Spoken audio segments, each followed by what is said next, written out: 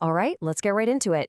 Today, we're going to unravel a story that challenges pretty much everything you think you know about one of the world's most hostile relationships, the one between Iran, the US, and Israel. It's a story where the sworn public enemies are, well, very often secret partners behind the scenes. You know the story they tell us, right? It's simple. The US, Israel, and Iran are caught in this endless standoff. But the history we've pieced together for this explainer, it reveals a secret reality that is just shocking. We're going to show you how sworn enemies have actually been clandestine partners, how the very nuclear program everyone's so worried about, yeah, it was actually fueled by the US to begin with, and how the so-called axis of evil was secretly being armed by its biggest adversaries. So, you gotta ask, right? How can these two completely opposite realities exist at the very same time? To figure that out, we need to rewind the clock and go back to the very beginning. To really get what's happening today, we have to look at how the current Iranian regime even came to be. And it's a story that starts way before the 1979 revolution, with some, let's just say, very surprising architects. So the seeds for all this were planted decades ago by Western powers. It really kicks off with the 1953 coup, led by the US, that put the Shah in power. But get this, and this is the absolute kicker. Back in 1967, the United States itself gave Iran its very first nuclear reactor. That's what started the whole program that is now the center of so much conflict. These moves basically set the stage for the rise of Ayatollah Khomeini.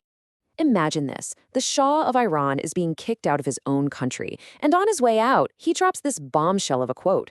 Now, according to declassified documents, this wasn't just him being bitter. It points to a stunning possibility that Western intelligence didn't just know about Ayatollah Khomeini, they might have been actively grooming him as an asset long before he ever returned to Iran. Look, this wasn't them just sitting back and watching. This was an active partnership. Our sources show U.S. intelligence had extensive contacts with Khomeini.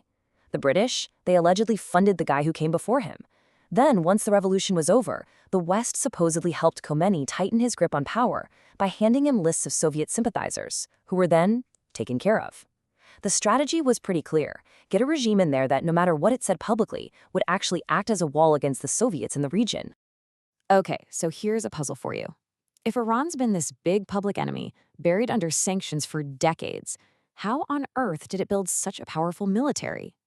The answer, it turns out, is a secret global weapons pipeline. This whole thing is like a crazy global supply chain. It all kicks off with that American reactor. Then Pakistan's infamous AQ-Khan network jumps in, supplying nuclear designs. After that, North Korea provides the missile tech, which they got from former Soviet scientists looking for work. And the whole time, Western powers, well, a lot of the time they just kind of looked the other way because they had other priorities, like fighting the Soviets in Afghanistan. And that allowed this whole dangerous network to just grow and grow. And of course, you can't talk about this without bringing up the most notorious case of this double dealing, the Iran-Contra affair. I mean, this is just wild.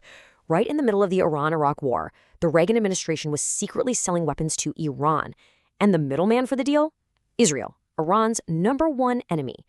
This wasn't just a one-off thing. It was part of a much larger pattern.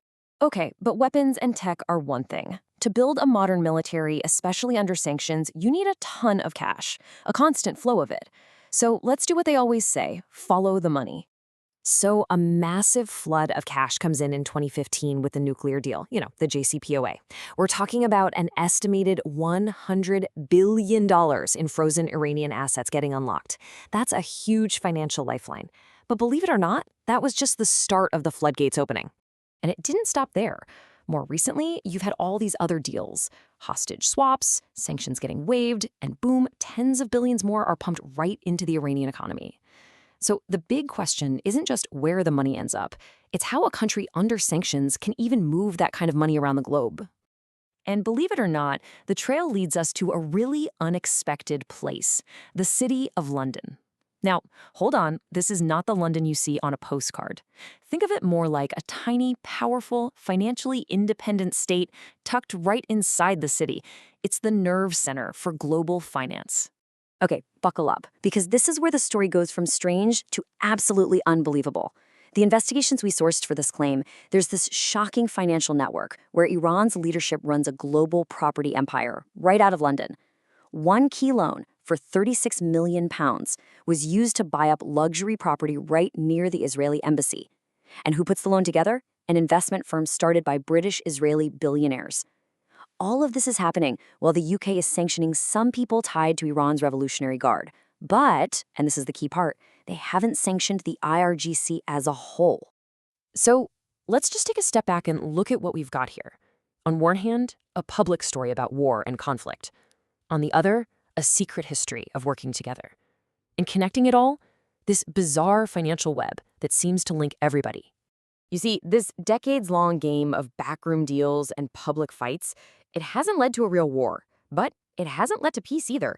It's created this kind of permanent, low-level conflict, a tangled mess where no one is clean, and a clear win is basically impossible, maybe even on purpose. You know, one of the sources we looked at for this just cuts right through it all. It really paints a picture of a game where it's not about ideals, it's about mutual convenience. The quote says it all. They are all hypocrites, and they deserve each other. So, that leaves us with one last, really uncomfortable question.